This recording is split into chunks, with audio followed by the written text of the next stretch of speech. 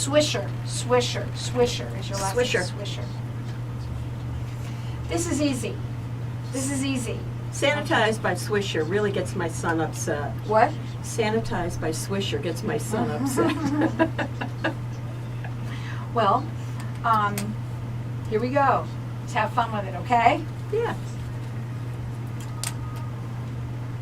So welcome back, and my next guest, who's never been on my show before, I have Virginia Swisher. She's the owner of Problem Solving Consultants.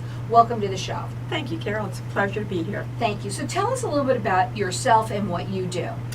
Well, I retired at an early age in 2008, but my brain didn't retire.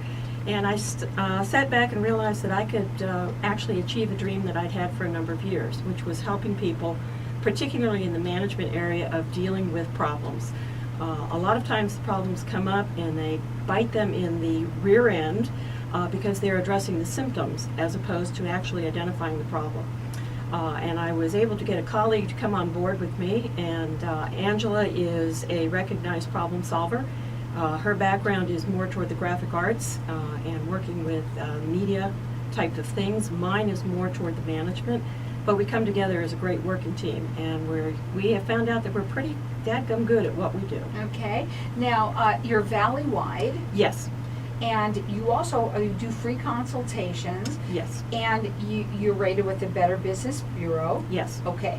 So I want to get that out, but I also want to talk a little bit about, okay, first thing I got to say when you say problem solving, okay, Mhm. what type of companies do you work with? And also, what are the types of problems? Give them food for thought for the kinds of problems that come up with you that you are the number one things so that you can help them with. Well, one of the number one things that we work with are when you get into a management position, and one of your earlier guests, Doc, was talking about how managers get promoted to a position and they're not quite there yet. Well, one of their issues is they have to deal with difficult employees. And you will hear the phrase, you will spend 95% of your time with 5% of your people. If the manager doesn't correct a difficult employee, that manager can have a negative impact on the organization's ability to attract quality employees and also keep them. Because managers, believe it or not, are seen as the frontline problem solvers. And if their skills, they've got good technical skills, they know the job, they've got good interpersonal skills to a point, they can talk to people, but they can't address that difficult employee, those quality employees are going to look at that manager and go, I think I need to go to some other organization that has managers who can handle these problems, and they will leave. The organization is then left without those quality individuals. That affects their bottom line. I don't know of too many organizations that can stay in business that don't have quality employees retained and that can also recruit them. How do you go about with helping them? You give them techniques? We can do that. We do great role play. That I can tell you. I can be a very difficult employee in that scenario. We work with them on how to identify the issue. Don't focus on the individual, focus on the issue, focus on the behavior. That does a couple of things. Number one, it gets their focus where it needs to be because they can then identify the core problem. Number two, it also ensures that the person who is causing the problem, it's their behavior that's at the issue, not the individual. So we work on their communication skills. How do you communicate with that difficult employee? How does the organization communicate? First of all, if the communication lines in the organization are bad, you're going to have all kinds of problems. One of which is rumors, gossip. That undermines anything that the organization is trying to do to correct the issue. Now, it's interesting because a lot of times you hear a doctor say, we get to the root of the problem, which is interesting that basically that's what you're doing. You are really getting to the root of the problem in the business and helping people solve their problems by doing that. Is that correct? That's correct. One of the other things that we work with on managers and leaders is we're trying to get them to create an organizational culture that values diversity and it also values honest assessment. We are actually trying to work people away from political correctness. That social movement has done so much to destroy collaborative dialogue between people, and it also really negatively affects the collaborative problem solving. You don't get the critical and creative thinking that you would get if you weren't in a PC environment. So we say if you want some sort of correctness environment, let's try emotional correctness. We know it is the golden rule. Let's treat each other with respect. Let's sit down, let's listen to one another. And not only does the communicator have a responsibility, the receiver has a responsibility. They have to be an active listener. Now, your phone number is 623-398-8628. They're rated with the Better Business Bureau. Their website is problemsolvingconsultants.com, and they do free consultations as well. Again, that's 623-398-8628. Goals, and your mission is to what? Well, our mission statement on the website really states it well. We try to work with our clients to help them find lasting solutions to persistent problems. What we're trying to get organizations to do is tell the managers, you can stop slamming your head against the brick wall. Okay? Try this instead, because I've slammed my head against the brick wall. Hurts. It hurts, and it doesn't solve the problem. We are trying to also create the environment where they are very comfortable with their critical and creative thinking.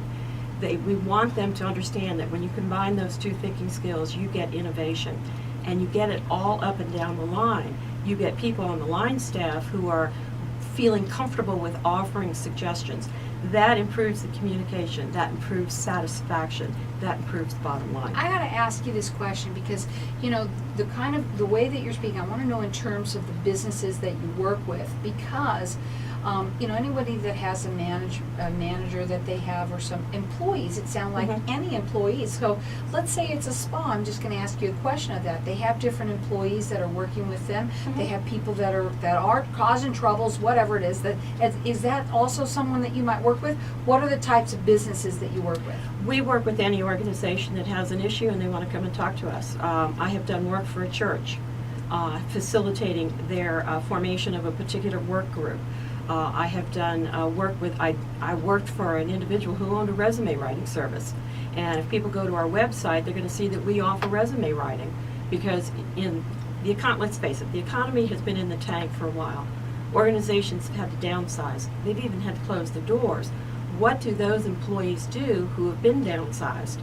Well, one of the things we can offer them is giving them a marketing tool, otherwise known as a resume, that will help them get back into the job market.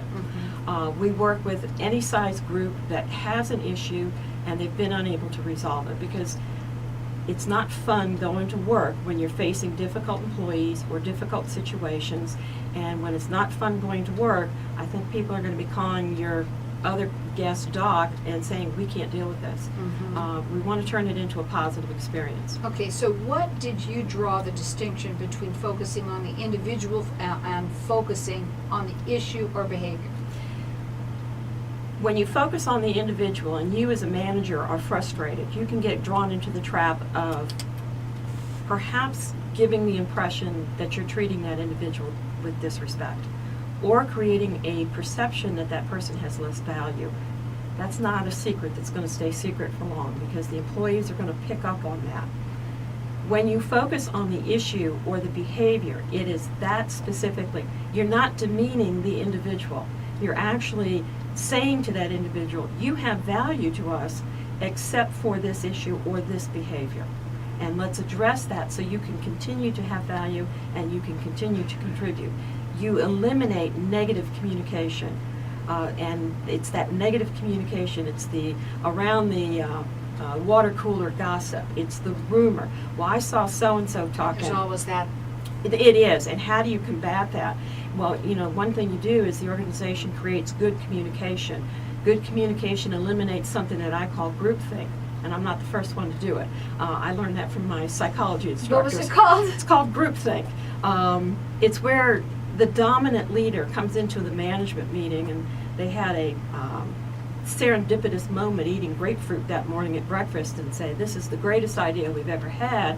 And everybody around the table goes, great idea, because they don't want to tick off this person.